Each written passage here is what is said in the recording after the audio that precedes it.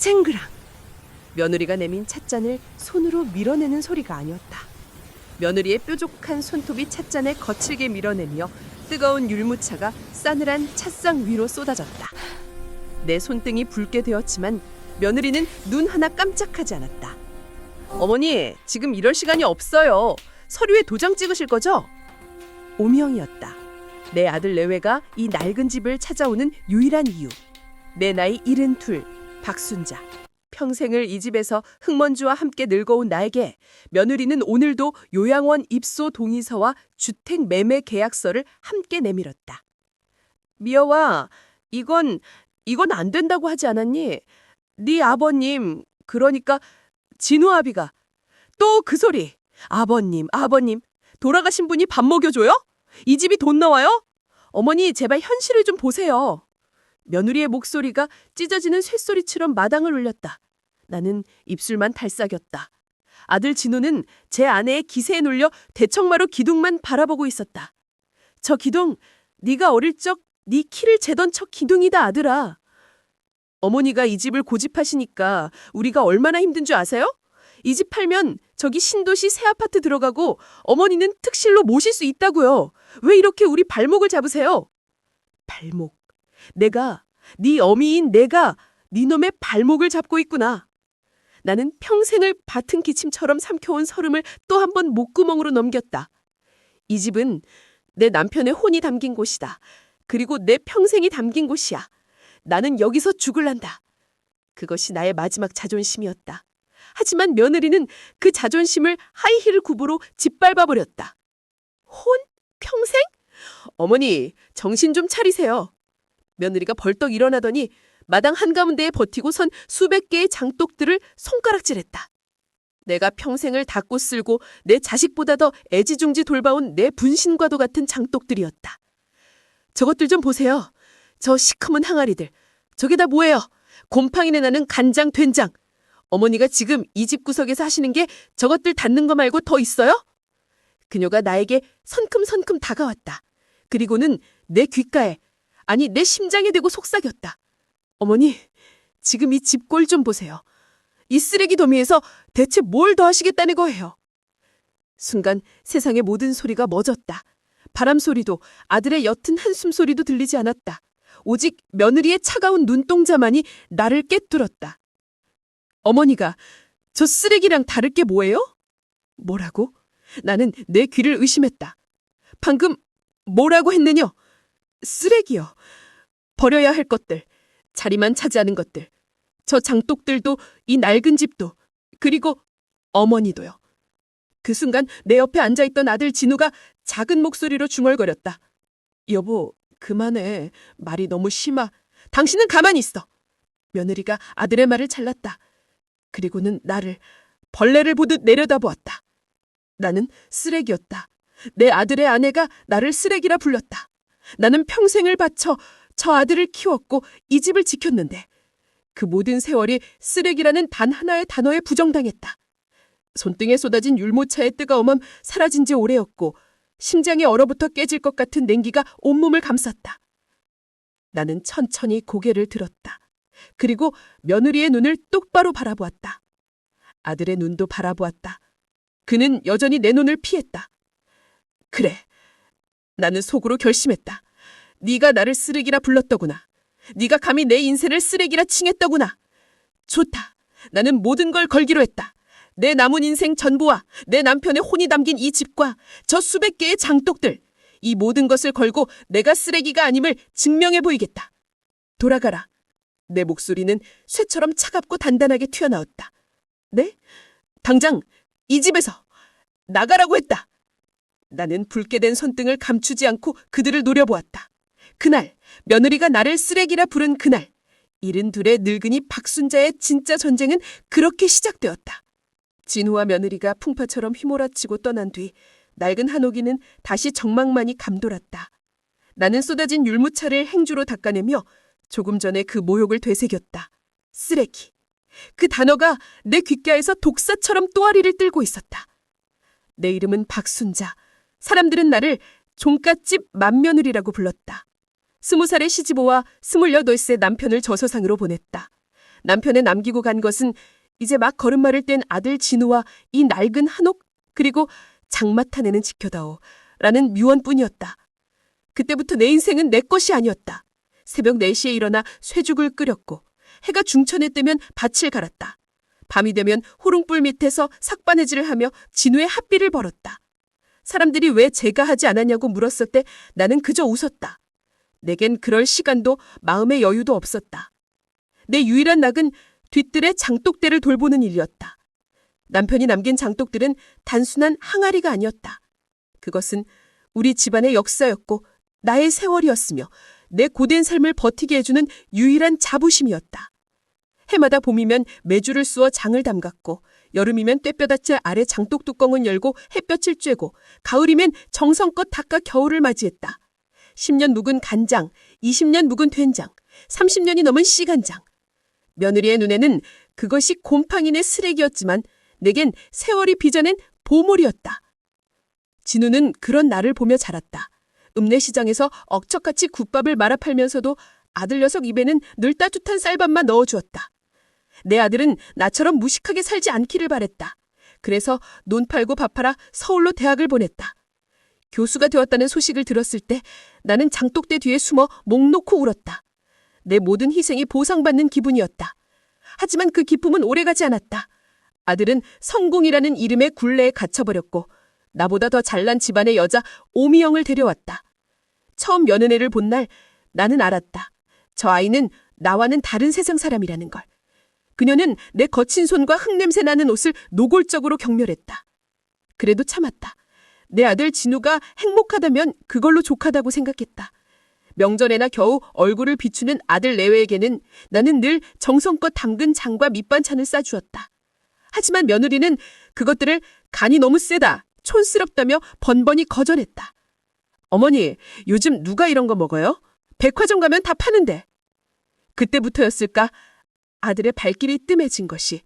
손주 녀석들은 할머니 집은 냄새나고 불편해서 오기 싫다고 했다. 나는 이 거대한 한옥에 수백 개의 장독들과 함께 홀로 섬처럼 남겨졌다. 고독. 그것은 서서히 그러나 분명하게 내 삶을 좀먹었다. 친구들은 하나둘 세상을 떠나거나 자식들이 모셔간 요양원에서 하루하루를 연명했다. 나는 그나마 내 집에서 내 발로 땅을 딛고 산다며 스스로를 위로했다. 하지만 오늘 그 위로마저 산산조각 났다. 며느리의 말은 비수였다. 쓰레기. 나는 닦던 행주를 내려놓고 뒤뜰로 나갔다. 차가운 바람 속에도 늠렁이 서 있는 장독들. 나는 가장 오래된 시간장 독을 하루 만졌다. 네가 쓰레기였더냐? 그럼 나도 쓰레기지. 그렇고 말고.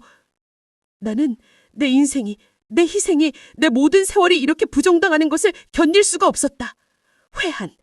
왜 나는 더 악착같이 살지 못했나? 왜 나는 아들 앞에서 어미로서 당당하지 못했나? 아니, 당당했다. 나는 내 삶에 산전 부끄러움이 없었다. 부끄러워해야 할 것은 어미의 희생을 잊고 제 안위만 살피는 저 아들놈과 시어미의 삶을 쓰레기라 칭하는 저 천박한 며느리다. 그래, 모든 걸 걸자.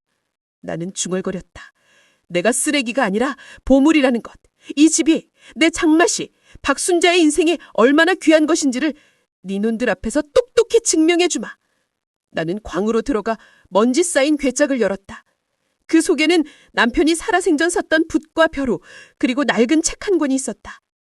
시할아버지의 시할아버지 때부터 내려온 우리 집안의 장맛을 기록한 비밀의 책이었다. 나는 그 책을 들고 나왔다.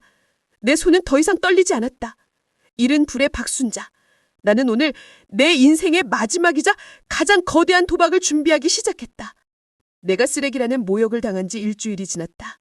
아들 내외에서는 전화 한 통도 오지 않았다. 그들은 아마 내가 이 추운 한옥에서 버티지 못하고 굿 두 손 두 발 들고 항복할 것이라고 생각하고 있을 것이다. 어리석은 것들. 나는 그녀 이후 완전히 다른 사람이 되기로 결심했다. 새벽 4시에 일어나는 것은 같았지만 더 이상 쇠죽을 끓이지 않았다. 대신 가장 깨끗한 옷으로 갈아입고 정갈이 몸을 씻은 뒤 장독대로 향했다. 일어나거라, 아가들아. 이제 너희가 세상에 나갈 때다. 나는 수백 개의 장독을 일일이 호부로 닦고 볕을 쬐고 바람을 쐬게 했다. 그리고 괴짝에서 꺼낸 낡은 책, 염계전서를 펼쳤다. 우리 집안 대대로 내려오는 장 제조 비법과 그 장을 활용한 궁중 요리법까지 빼곡히 적힌 가보였다. 나는 장독대의 장들을 하나하나 맛보기 시작했다. 30년 묵은 시간장, 10년 묵은 약고추장, 5년 묵은 집장. 세월의 깊이가 열끝에서 폭발했다. 며느리는 이것을 곰팡이내라고 했지만 이것은 세월의 한기였다. 그래, 이걸로 싸우는 거다. 이 맛으로. 나는 내 집을 팔아서 아파트에 가려는 며느리의 계획을 막아야 했다. 아니, 막는 것을 넘어 이 집의 가치, 나의 가치를 증명해야 했다. 그 무렵 며느리 오미영은 초조해지고 있었다. 그녀가 나를 그토록 몰아붙인 데는 이유가 있었다. 며느리 오미영의 친정, 그러니까 내 사돈댁은 꽤 큰 건설회사를 운영해 하고 있었다. 하지만 시대가 변하고 경기가 어려워지면서 회사는 부도 직전에 몰렸다. 그들에게 필요한 것은 현금이었다. 그리고 그들의 눈에 내 낡은 한옥이 들어온 것이다. 내 집이 위치한 곳은 읍내에서도 가장 낙후된 곳이었지만 최근 신도시 개발 계획이 발표되면서 금싸라기 땅으로 변모하고 있었다. 며느리는 이 집을 팔아넘겨 그 돈으로 제 친정에 급한 불을 끄고 동시에 개발 사업권까지 따내려는 속셈이었던 것이다. 어머니, 아직도 고집 부리세요? 지금 이 동네에 어머니 집 빼고는 다 팔기로 했어요. 어머니 하나 때문에 동네 발전이 막히는 거 괜찮으시겠어요? 며칠 뒤 며느리가 다시 찾아왔다. 이번에는 아들 진우 없이 험악한 인상에 사내 둘을 대동하고서였다. 개발사라고 적힌 명함을 단 그들은 집안을 제 집처럼 둘러보며 노골적으로 혀를 찼다. 아이고, 사모님, 이 집은 뭐 문화재네요, 문화재. 손볼 데가 한두 군데가 아니겠어요? 이런 집은 빨리 허물고 새로 지어야 돈이 되죠. 어르신, 좋은 말 할 때 봐시죠. 나는 그들을 자로막고 섰다. 누구 마음대로 남의 집을 허물고 말고 한다는 게냐? 며느리가 한심하다는 듯 쳐다봤다. 어머니, 이분들 바쁘신 분들이에요. 괜히 목리 부리지 마시고 어서 도장... 싫다. 네? 이 집은 내 눈에 흙이 들어가기 전까지는 절대 팔 수 없다. 그러니 너희도 네가 데려온 저 무례배들도 당장 돌아가거라. 내 단호한 태도에 며느리의 얼굴이 하얗게 칠했다. 그녀는 내가 이렇게까지 강하게 나올 줄은 몰랐던 것이다. 어머니, 지금 제정신이세요? 저 사람들이 어떤 사람들인 줄 알고... 내 집에서 내 허락도 없이 내 물건을 함부로 재단하는 사람들이겠지. 네가 보낸 사람들이니 너와 똑같은 부류 아니겠느냐? 뭐라고요? 부류? 며느리의 눈에 살기가 어렸다. 그녀는 데려온 사내들에게 눈짓을 했다. 저기 뒷뜰에 있는 장독들 다 치워버려요. 저것들 때문에 집이 더 지저분해 보이잖아요. 안 된다! 나는 두 팔을 벌려 장독대로 가는 길을 막아섰다. 이것들은 내 목숨이다. 여기에 손 하나라도 대면 내가 가만히 있지 않을 것이다. 내 기세에 사내들이 주춤했다. 70평생 누구에게도 큰 소리 한 번 내지 않고 살아온 나였다. 하지만 내 목숨과도 같은 장독들을 건드린다니 눈이 뒤집히는 것 같았다. 어머니, 정말 이렇게까지 하실 거예요? 좋아요. 그렇게 나오신다면 저도 더는 어머니 봐드릴 수 없어요. 며느리는 이를 갈며 돌아섰다. 당신들 일단 철수해요. 저 노인네가 아직 뭘 모르는 것 같은데 법적으로 해결하죠 뭐. 법적? 그 말이 내 가슴을 또 한 번 쳤다. 아들 진우를 시켜 나를 금치산자로 만들 생각인 것이다. 늙고 고집센 노모가 재산을 쥐고 놓아주지 않으니 법의 힘을 빌려 강제로 빼앗겠다는 속셈이다. 갈등의 씨앗은 이미 거대한 나무가 되어 나를 옥죄오고 있었다. 며느리의 야욕은 내 상상을 초월했다. 나는 이제 더 이상 물러설 곳이 없었다. 며느리가 법을 운운하고 돌아간 날 나는 밤새 잠을 이루지 못했다. 아들 진우에게 전화를 걸었다. 제발 제발 내 아들만은 아니기를. 제 어미를 정신병자로 몰아세울 만큼 폐륜아는 아니기를.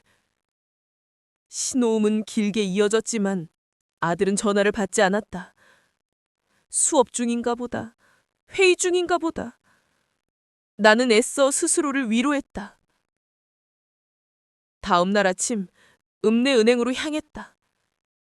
남편이 남긴 낡은 통장을 정리할 때가 온 것이다. 국밥을 팔고 삭바느질을 하며 밭을 갈아 번 돈을 쪼개고 쪼개어 모은 돈이었다. 아들 녀석 대학 보낼 때 쓰고 남은 푼돈이었다. 하지만 그마저도 며느리의 성화에 야금야금 내어주고 이제는 바닥을 보이고 있었다. 은행에서 잔고를 확인한 나는 망연자실했다. 이게 다라고요?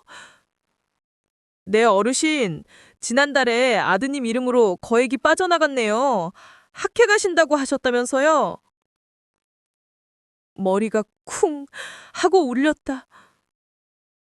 지난달 며느리가 나를 찾아와 어머니, 진우 씨가 이번에 중요한 학회에 가야 되는데 돈이 조금 부족하네요. 어머니가 좀 보태주세요. 다 어머니 노후 편하게 하려는 거잖아요. 라며 나를 구슬렀다. 나는 아들의 앞길을 위한 일이라기에 기꺼이 도장을 찍어주었다.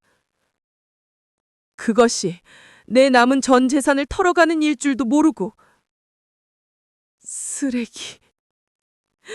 내 입에서 그 단어가 튀어나왔다. 나를 쓰레기라 부른 며느리.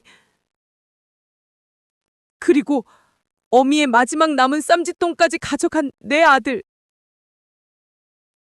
진짜 쓰레기는 누구인가? 나는 비틀거리며 은행을 나왔다. 하늘이 노랗게 보였다. 나는 진우에게 다시 전화를 걸었다. 이번에는 며느리가 전화를 받았다. 어머니, 웬일이세요? 다 쓰셔서 아쉬우세요? 그녀는 모든 것을 알고 있었다. 진우 바꿔라! 진우 씨, 지금 바빠요? 할 말 있으면 저한테 하세요. 내 돈? 내 돈 당장 돌려다오. 어머, 무슨 돈이요? 어머니가 자식 잘 되라고 주신 돈 아니었어요? 아, 설마. 아까워서 그러세요? 70평생 모은 게 고작 그거라. 서운하셨나? 조롱, 노골적인 조롱이었다. 오미영, 나는 평생 처음으로 며느리의 이름을 크게 불렀다. 너 천벌 받을 년. 천벌이요? 어머니, 천벌은 힘없는 사람이 받는 거예요.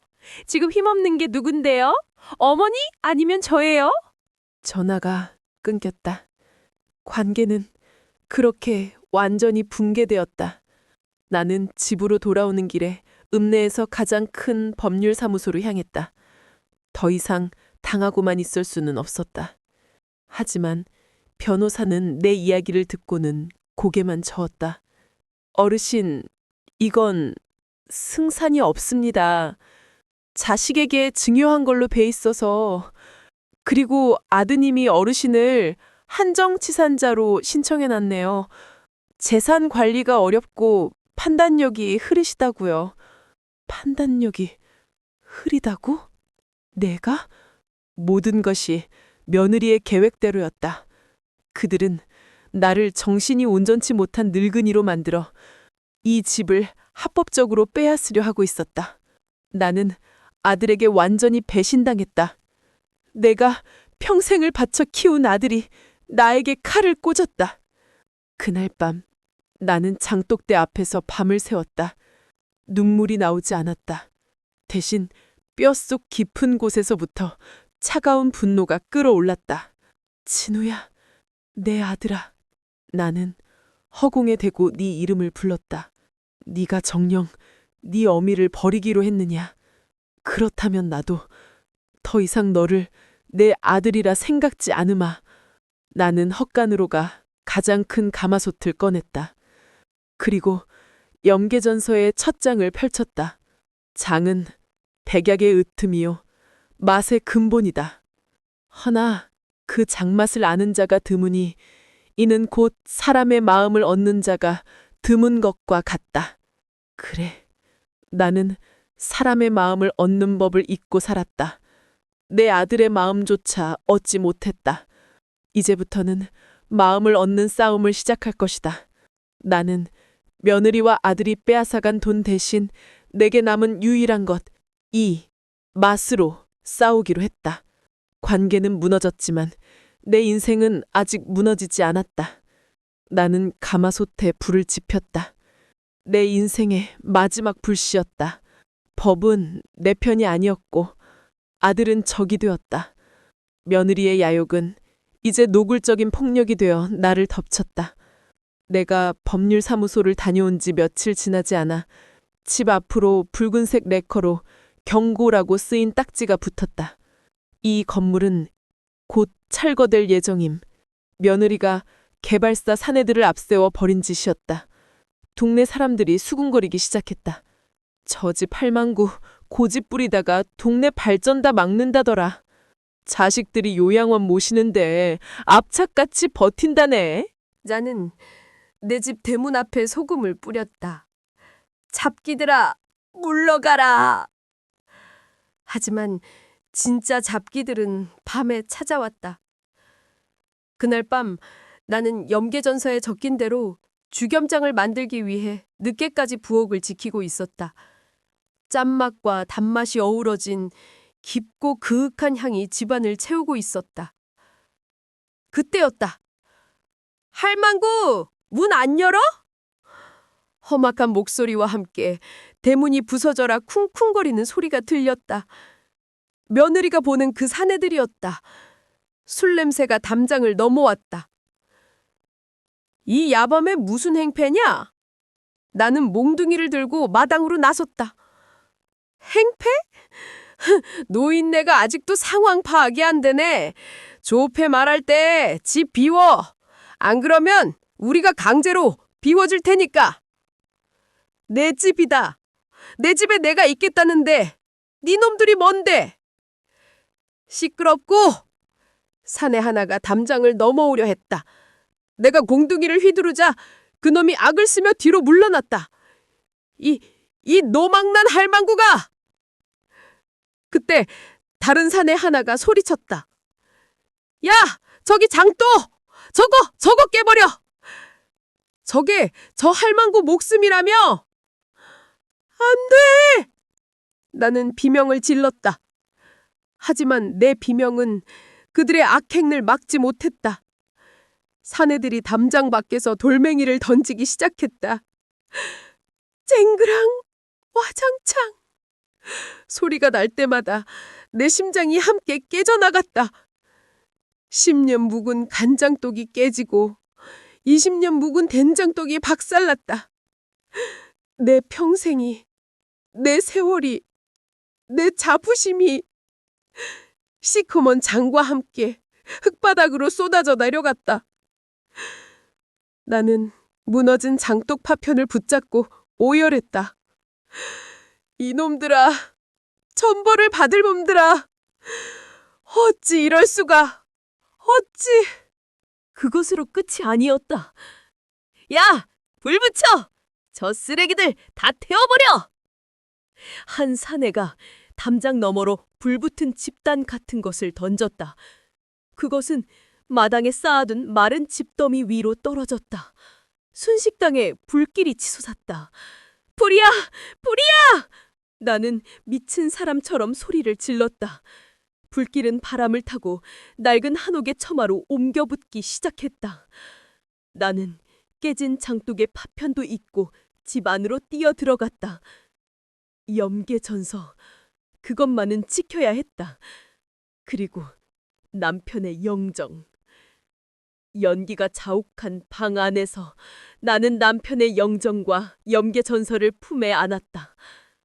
밖으로 뛰쳐나왔을 때 이미 불길은 집의 절반을 삼키고 있었다. 그리고 그 불길 속에서 나는 보았다. 멀리서, 차 안에서 이 모든 것을 지켜보고 있는 며느리 오미영의 모습을. 그녀의 얼굴은 불빛에 비쳐 만족감과 승리감으로 번들거리고 있었다. 아들 진우는 없었다. 나는 그 자리에 주저앉았다. 절정의 고통, 내 집이 불타고 있었다. 내 인생이, 내 남편의 혼이 죄가 되고 있었다. 며느리는 나에게서 모든 것을 빼앗아 갔다. 집, 돈, 아들, 그리고 이제는 내 삶의 터전마저. 아, 아, 아. 나는 목소리조차 나오지 않는 절규를 토해냈다. 나는 정말 쓰레기처럼 이렇게 불타 없어지는 것인가? 그때 누군가 내 어깨를 흔들었다. 할머니, 할머니, 정신 차리세요. 누구지? 연기 속에서 젊은 여자의 목소리가 들렸다. 나는 희미해지는 의식 속에서 나를 향해 손을 내미는 낯선 얼굴을 보았다. 그것이 내 절망의 끝에서 만난 첫 번째 동화줄이었다. 쿨럭쿨럭, 할머니 괜찮으세요? 나를 깨운 것은 카메라를 든 젊은 아가씨였다.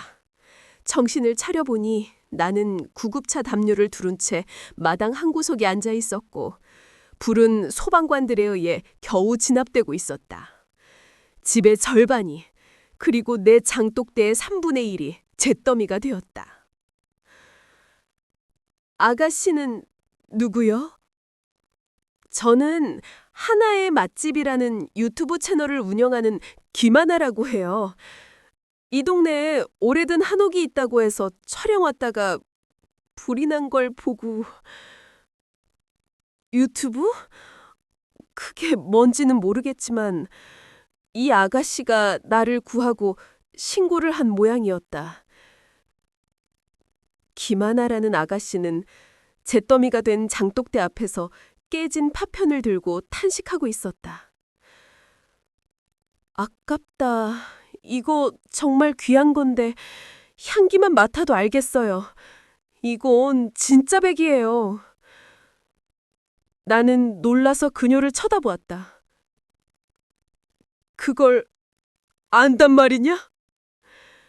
네, 저희 할아버지도 예전에 장을 담그셨거든요.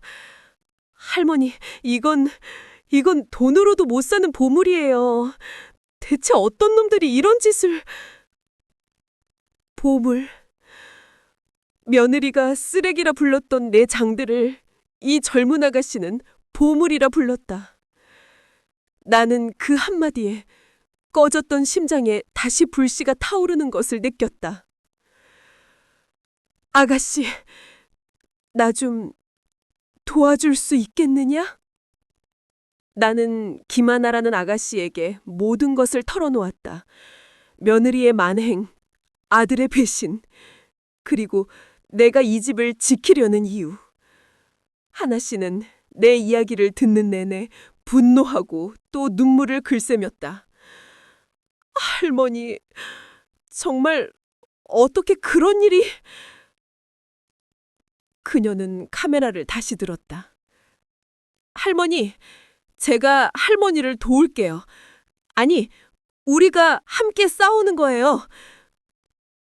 어떻게? 할머니의 맛으로요. 그날부터 나의 각성이 시작되었다. 하나는 불타지 않은 나머지 절반의 집, 특히 부엌과 남은 장독대를 중심으로 촬영을 시작했다. 이게 몇 년 된 간장이라고요? 30해가 넘었지. 내 시간장이다. 하나는 깨진 독에서 흘러나와 흙과 범벅이 된 된장을 손가락으로 찍어 맛보더니 눈을 동그랗게 떴다. 말도 안 돼. 할머니, 이건 미쳤어요. 곰팡이내가 아니라 숲의 향기가 나요. 우리는 남은 장독들을 안전한 곳으로 옮겼다. 불행 중 다행으로 가장 오래된 씨간장 독과 몇몇 중요한 장독들은 살아남았다. 할머니, 염계전서요? 그 책 좀 보여주실 수 있으세요? 나는 먼지와 재에 뒤집어 쓴 책을 건넸다. 하나 씨는 책을 조심스럽게 넘겨보며 감탄을 금치 못했다. 이건 단순한 요리책이 아니에요. 이건 역사예요, 역사. 할머니, 우리는 이걸로 싸우는 거예요. 어머니를 판단력 흐린 노인으로 몰아간 그들에게 할머니가 이 시대 최고의 장인이라는 걸 증명해 보이는 거예요. 장인. 나는 평생 국밥집 아줌마, 진우 엄마로만 불렸다. 72에 장인이라는 새로운 이름을 얻게 된 것이다. 우리의 계획은 단순했다. 며느리가 나를 법적으로 무너뜨리려 한다면 나는 여론으로 싸울 것이다. 하나 씨는 유튜브라는 것을 통해 내 이야기와 내 맛을 세상에 알리기로 했다. 할머니, 불탄 집을 배경으로 요리를 해주세요. 할머니의 인생이 담긴 요리를요. 나는 반대했다. 이런 흉한 몰골로 누가 본다고. 봐요. 사람들은 진심을 봐요. 할머니의 주름진 손이 이 잿더미 속에서 피어내는 그 맛을 궁금해할 거예요. 나는 염계전서에 적힌 대로 살아남은 장들을 이용해 첫 번째 요리를 시작했다. 씨간장으로 맛을 낸 갈비찜. 아니, 그것은 단순한 갈비찜이 아니었다. 내 인생의 쓴맛, 단맛, 짠맛이 모두 녹아든 박순자의 혼이었다. 하나 씨의 카메라는 잿더미 속에서 묵묵히 요리를 하는 내 모습을 담았다. 나는 각성했다. 나는 더 이상 피해자가 아니었다. 나는 내 인생의 마지막을 지켜낼 싸움꾼이었다. 쓰레기 속에서 나는 진짜 보물을 찾아낸 것이다. 하나 씨가 올린 첫 번째 영상은 그야말로 대박이 났다. 영상은 순식간에 퍼져나갔다. 사람들은 70 노모의 기구한 사연에 분노하고 잿더미 속에서도 굳건하게 장을 지키고 요리를 하는 내 모습에 감동했다. 저런 며느리는 천벌받아야 한다. 할머니, 힘내세요. 우리가 지켜드릴게요. 저 간장, 대체 무슨 맛일까? 영상에서 향기가 나는 것 같아요.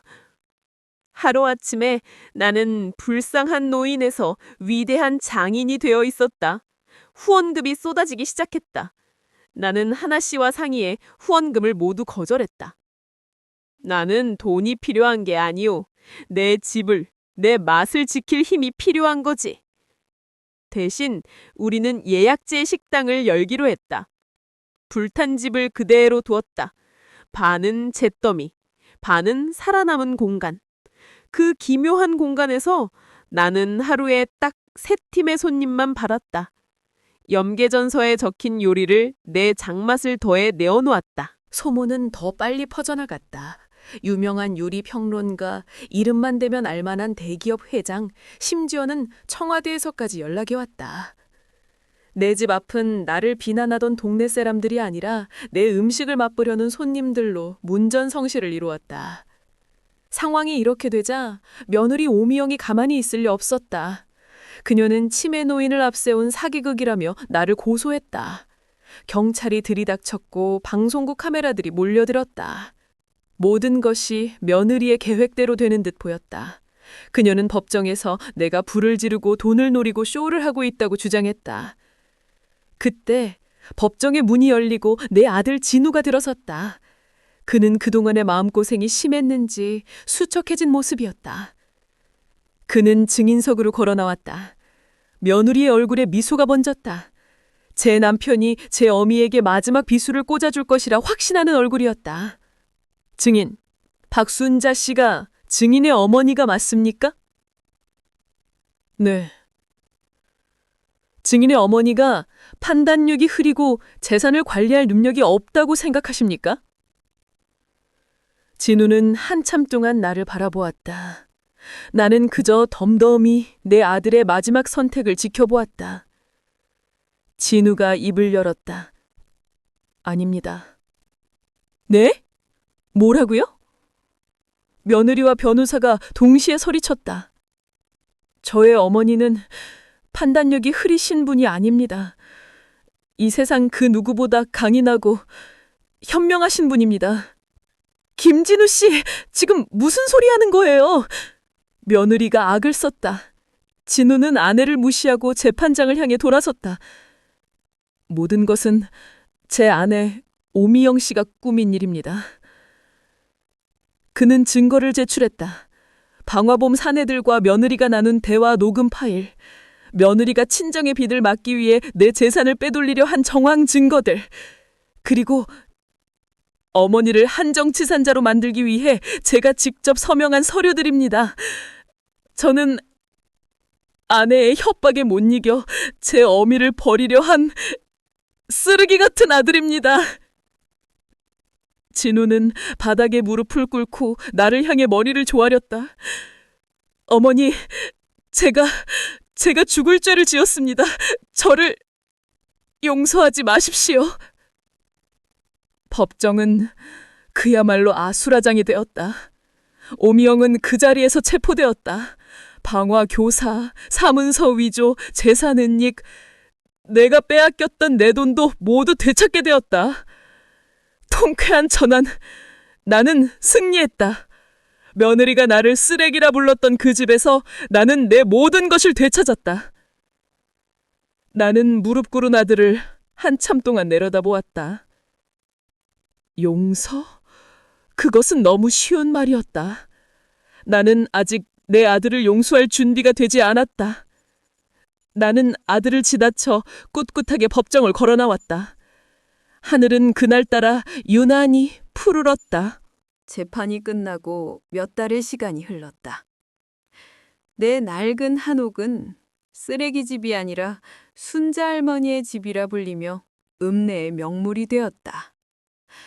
불에 탄 절반은 아픈 역사를 기억하는 기념관처럼 그대로 두었고, 나머지 절반은 하나 씨와 손님들의 도움으로 말끔하게 수리되었다. 며느리 오미영은 죗값을 치르고 있다. 그녀의 친정은 파산했다. 모든 것은 그녀의 과한 욕심이 부른 참사였다. 아들 진우는 학교에 사직서를 냈다고 했다. 그리고 매일같이 내 집 대문 앞에 찾아왔다. 나는 문을 열어주지 않았다. 그는 비가 오나 눈이 오나 대문 밖에서 묵묵히 마당을 쓸었다. 불에 타다 남은 기둥을 닦고 잡초를 뽑았다. 나는 그 모습을 방 안에서 창호지 틈으로 지켜볼 뿐이었다. 그러던 어느 봄날, 내가 새 장을 담그기 위해 메주를 쓰고 있을 때였다. 진우가 조용히 부엌문 앞에 섰다.